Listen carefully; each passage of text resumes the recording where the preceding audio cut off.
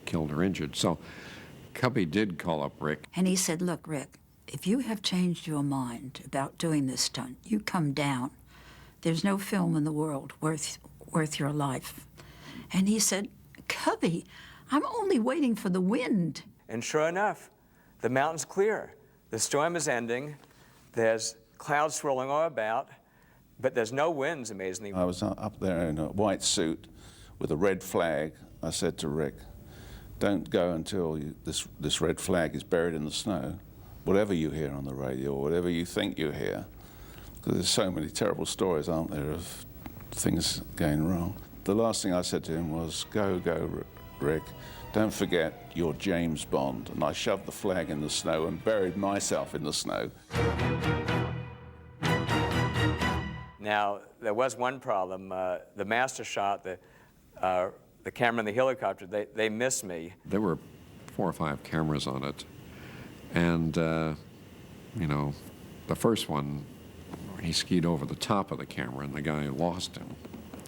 So that didn't bode well. And then we had another one where the guy lost him. But there was one camera angle that took him all the way off and zoomed in and followed him all the way down. And it was one take and uncut, just one camera. Christopher Wood came up with what I think was the masterstroke, which when the parachute opened, there was the Union Jack, which always brought the house down. All over the world, whenever I saw the movie, instead of people howling and throwing stones at the Union Jack, they were bursting into a spontaneous applause, which was kind of satisfactory. Even while the opening stunt films in Canada, the filmmakers worked to cast key roles, including the aquatic-obsessed villain Karl Stromberg. I wish to conduct my life on my own terms. Kurt Jürgens, I had got to know from some films in France, an outstanding actor. I was instrumental in bringing Kurt in because I'd worked with Kurt on another picture. At 12 noon, you'll have reached firing positions.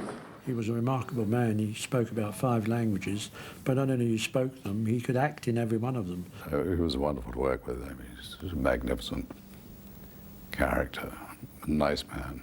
For the part of Stromberg's henchman, the filmmakers take a page from Ian Fleming's novel. Although none of Fleming's story was to be used in the film, Cubby adapts Fleming's henchman horror with his metal braces into the steel-toothed jaws, played by 7'2" tall Richard Kiel. Cubby had the idea of Jaws. He thought it would be an interesting character. I got called to have lunch with Cubby Broccoli.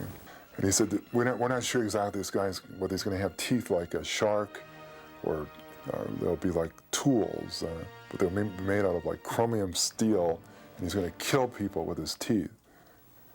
And all of a sudden I'm thinking, oh no, this is absurd, this is ridiculous. One day I was asked if I would mind drawing some teeth.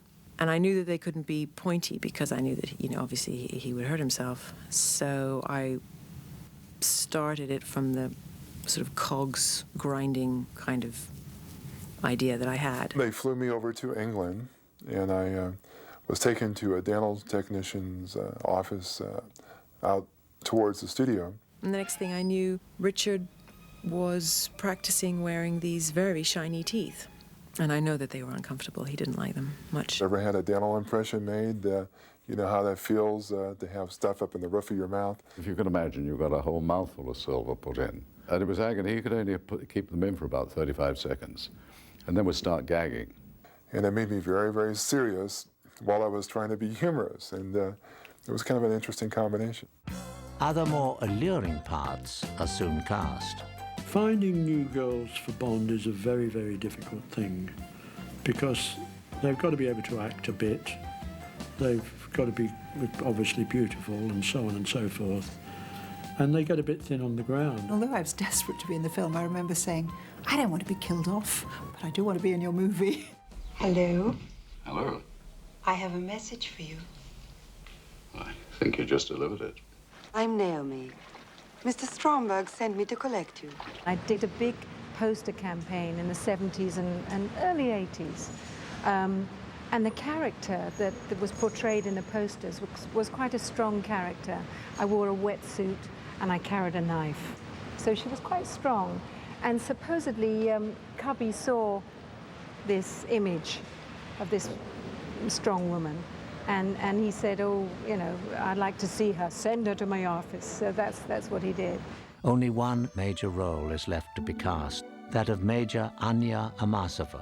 We had, for the first time, a Russian spy going alongside James Bond. Well, well, well. A British agent in love with a Russian agent. Détente indeed. Women's Lib would be rather proud of her because she is his equal in every way and matches him all the way through the picture.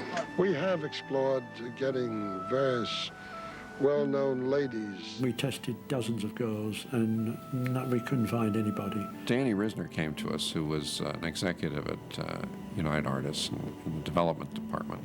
And he said, I have a friend of mine who, she's an actress, and if you know, why don't you look at her, maybe you can find a small part for her. We said, look, get her over quickly. We only had about 4 days, you know, the usual panic. We film tested her. Action. And we saw this test, and my God, we thought she was wonderful. She was very beautiful, and she was very good. That's very odd, if it's true. We all said, well, she's just right for the leading lady. Let's use her. Anya is a very nice character, and it's probably the best female character that's ever been in a Bond film. During pre-production, the filmmakers must discover a way to shoot the film's elaborate climax. At this stage, much of the battle scene is intended to take place on the deck of the supertanker. We were originally going to use a real tanker. And I said, well, we're going to have to use a miniature, Lewis, because, as you know, at the end, you know, it blows up and sinks. You say to yourself, well, let's film on a tanker. It'd be exciting. We can have our actors running around the tanker, and we want to have explosions and stuff like that. Shell were quite happy because they told us that there would be a tanker leaving South Africa, having already taken off all the oil. But it turns out, as I discovered, that actually empty tankers are more dangerous than they are full of fuel. It leaves an enormous residue of gas, and if anybody goes in there with a spark, or some cameraman decides to have a puff on his cigar, the entire thing could go. The one thing that the company said, you can have it for nothing, but you must insure the ship while you're actually shooting on it. We were told that the insurance would be £50,000 a day. Even the James Bond budget could not afford the cost of insuring that tanker. And as we came out of the meeting, dear old Lewis, walking beside me, looked up and he said, well, boy, he said, it's all going to be a miniature. To create the film's unique look, Cubby Broccoli relies on Academy Award-winning production designer and 5-time Bond veteran Ken Adam. I was experimenting with new shapes because my designs had been very linear always, and I wanted to go into more curved shapes.